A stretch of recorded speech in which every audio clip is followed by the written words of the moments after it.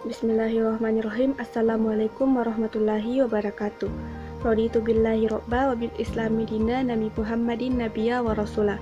Rabbi srahli sadari wa yassirli amri wahlul 'uqdatam min lisani yafqahu qawli. Perkenalkan, nama saya Nurhalisa, NIM 0910580212. Di sini saya akan menjelaskan sedikit mengenai sastra populer. Pengertian sastra populer menurut para ahli. Yang pertama, Clifford Geertz. Istilah sastra populer merupakan turunan dari istilah kebudayaan massa yang terdapat di dalam pengkategorian kebudayaan menjadi kebudayaan elit atau adiluhung, atau tinggi, atau high culture, dan kebudayaan massa atau rendah, atau mass culture. Yang kedua, Victor Neuburg. Menurutnya, sastra ini merupakan bacaan para pembaca dari kalangan biasa untuk hiburan. Yang ketiga, Umar Khayyam. Umar Khayyam berpendapat bahwa sastra populer dari sasaran pembacanya dan proses pendistribusiannya. Sastra tersebut diartikan sebagai sastra yang ditulis untuk selera populer dan kemudian dijadikan sebagai barang dagangan.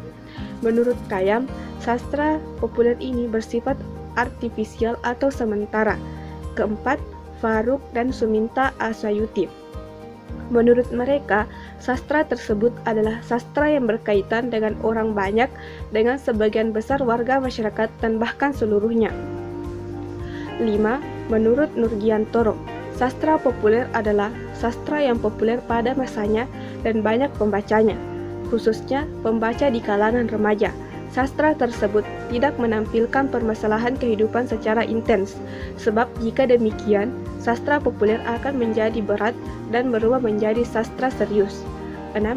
Ida Rohani Adi mendefinisikan sastra populer atau populer literatur sebagai tulisan yang diterima oleh masyarakat banyak.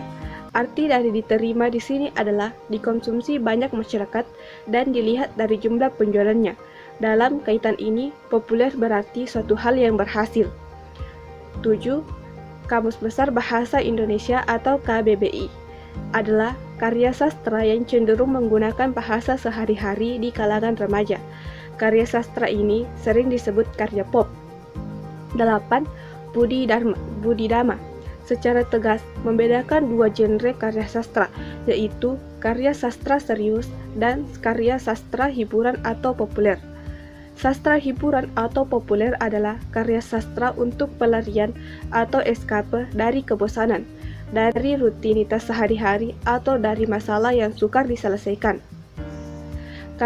Karakteristik sastra populer. Yang pertama, aspek pembaca.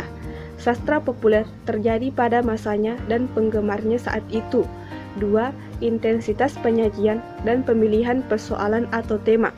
Sastra ini menampilkan masalah-masalah secara ringan dan hanya menyajikan rekaman kehidupan tokoh yang ditulis, sehingga tidak ditulis secara mendalam karena fungsinya hanya untuk menghibur. 3. Fungsi. Sastra jenis ini hanya sebagai hiburan untuk menghilangkan kejenuhan semata. 4. Struktur. Struktur yang terbentuk pada sastra populer atau sastra hiburan ini menekankan pada plot yang menampilkan tokoh yang hanya dari segi emosi asli, dan sastra ini seolah memindahkan bahasa lisan menjadi bahasa tulis sehingga bisa dibaca. 5. Sifat. Sifat sastra populer ini biasanya tergolong klise atau selalu diulang-ulang karena tujuannya mengabdi atau menuruti selera pembaca atau memenuhi target pasar atau komersil. 6. Situasional. Karya dalam sastra populer ini terkenal atau populernya hanya sementara atau saat itu saja. Ketika ada karya baru yang muncul dan lebih menarik, maka sastra yang populer sebelumnya akan tenggelam dan dilupakan. 7. Banyak dikritik. Karya sastra populer biasanya banyak mendapatkan kritik, baik kritik baik maupun kritik negatif, untuk terus menaikkan popularitas karya sastra. 8. Kontemporer. Karena sifatnya menghibur, biasanya karya sastra ini terbangun dari berbagai perpaduan unsur gaya penulisan dalam sebuah karya sastra. Jenis-jenis karya sastra. Pertama, puisi. Puisi merupakan jenis karya sastra yang bentuknya dipilih dan dirata dengan sangat sistematis dan cermat. 2. Prosa atau fiksi. Prosa atau fiksi juga merupakan salah satu bentuk karya sastra yang mirip, namun berbeda dengan puisi. Prosa disusun dalam bentuk cerita atau narasi yang pada umumnya merupakan cangkokan dari bentuk monolog dan dialog. Bahasa prosa sangat dekat dengan kehidupan sehari-hari. 3. Novel. Novel merupakan bentuk karya sastra populer yang memiliki unsur intrinsik dan ekstrinsik. Novel memiliki isi lebih panjang dan kompleks dibandingkan cerpen dan tidak memiliki batas struktural persajakan. 4. Roman. Roman merupakan cerita panjang yang memuat cerita mengenai kepahlawanan dan percintaan. 5. Cerpen. Cerpen adalah bentuk prosa naratif fiktif yang cenderung padat dan langsung pada tujuannya. 6. Drama. Drama merupakan perpaduan karya sastra, bentuk puisi, dan mengisahkan atau menggambarkan kehidupan melalui watak dan lakon di dalam dialog para tokohnya.